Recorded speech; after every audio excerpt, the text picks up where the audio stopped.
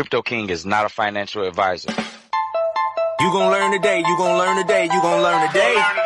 Had to get it off, why not be the boss? Started in Tampa Bay.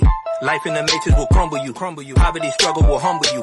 Florida State, relocate, pack my bags and I moved to Colombia.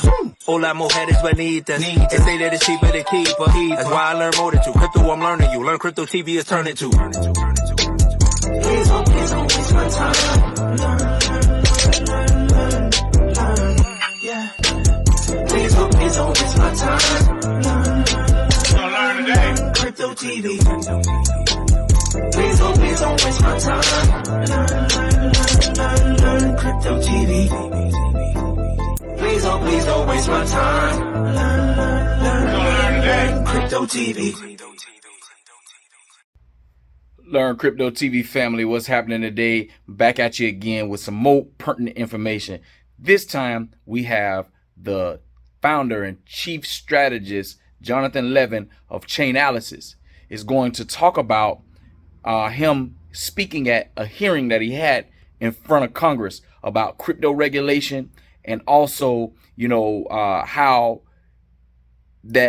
crypto is working to be able to prevent, illicit transactions and also keep investors safe when they're investing in this new digital asset class. If you didn't know, family, Chainalysis is a company that does research about people who are getting their coins or stuff stolen. They keep data and statistics around, the cryptocurrency space, but more so to be able to look at and, find, those illicit or bad actors, preventing you from wanting to invest into this. So we'll take a listen to what Mr. Levin has to say about what the hearing is, and listen to these 3 points that he's going to tell you right now.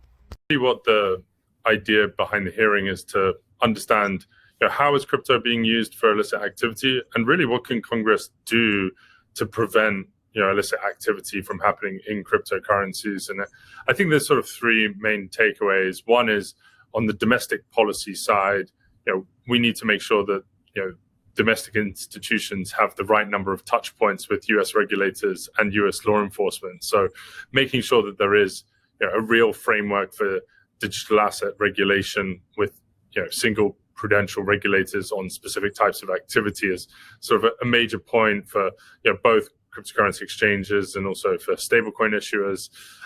When it comes to the international policy side, we're also concerned about the abuse of unlicensed money service businesses and sort of over-the-counter brokers in different jurisdictions that don't have proper oversight, and so helping the US government work more closely with partners around the world to tackle that threat.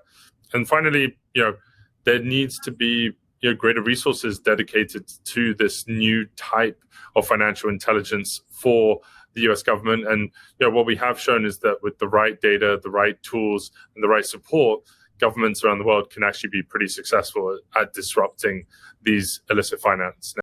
All right, family. So you heard what he said about the points of what he was going to be doing and what he's talking about, or what he did talk about with the Congress about cryptocurrency. So this next thing that he's going to be talking about is how they are going to be tracking and trying to locate these bad actors or illicit transactions that happens across the blockchain. So listen up and pay attention to this one too.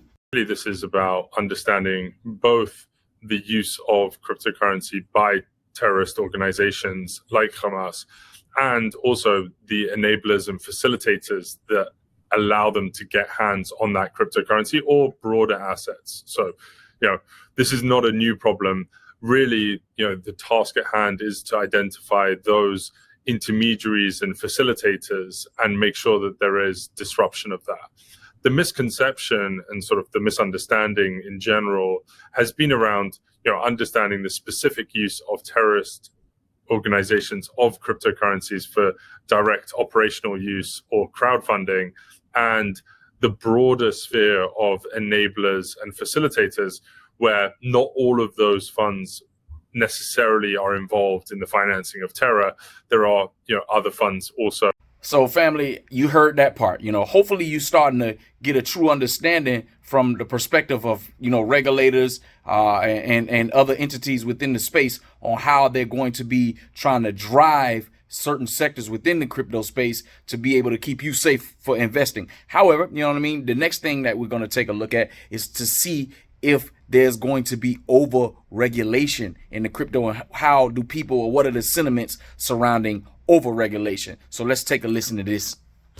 Whenever something like this happens, there's headlines and political pressures to take some form of action. And I think that the good thing is that the industry has been engaged on the substance of what goes into having a good market structure, what goes into actually being able to have a domestic stablecoin framework that allows for us to continue to innovate and build in this space. And so I think that the right things have happened in terms of Congress holding hearings to understand what are the limitations of these different frameworks and abilities to prevent cryptocurrency being used for bad purposes, and what constructively can be done to encourage more innovation domestically.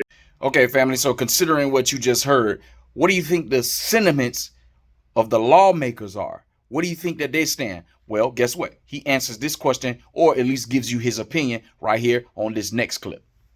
The ideas that are coming out of Congress, we now have several sort of bills in circulation, and some of them do obviously need to be sort of fleshed out and worked on. But for the most part, there is now a constructive dialogue happening between lawmakers in the industry on exactly what are the right principles to follow when it comes to this. And I think that particularly on the money laundering side, everyone agrees that $1 is too much when it comes to terrorist financing. But we do need to take a risk-based approach on making sure that we allow for policymakers to understand the unique capabilities that come out of the blockchain. Hopefully you got an understanding of what's going on with regulations and how they plan to combat or fight against illicit activity across the blockchain. So here, Mr. Levin has a summary. He sums up everything here and what he believes, is going to be an exciting time here in the future, as well as I. So take a listen to what he says, and we'll come back and wrap up the program.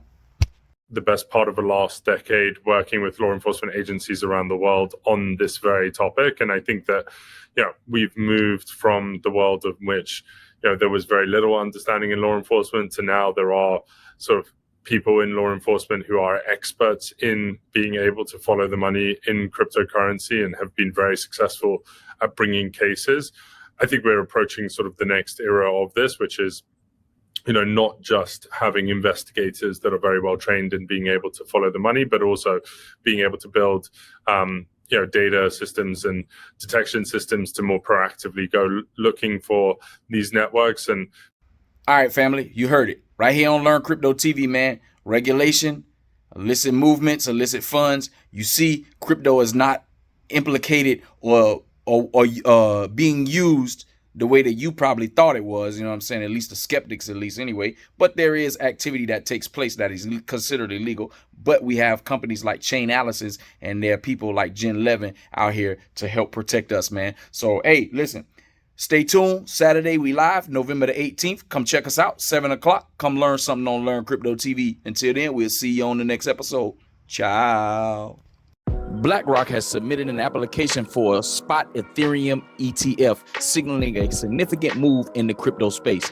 This move follows a growing trend of institutional interest in digital assets. If approved, the ETF would provide investors with more direct exposure to Ethereum, a popular blockchain platform. Vivek Ramaswamy has revealed a crypto policy platform that critiques regulatory sanctions on privacy-enhancing tools like crypto mixers. The platform advocates for a more balanced approach to crypto regulation, emphasizing privacy rights. Ramaswamy's initiatives comes amid ongoing debates over the intersection of privacy and financial regulation within the crypto space. The platform seeks to influence policy discussions and promote a nuanced approach that addresses concerns without stifling innovation in the cryptocurrency sector. Do Kwon, founder of the blockchain platform Terra, has faced a setback as the Montenegro High Court denies his appeal in a fake passport case. Kwon's legal challenges could impact the crypto industry given Terra's prominence. The rejection raises questions about the potential consequences for Kwon's role in the project and highlights the importance of legal compliance in the crypto space.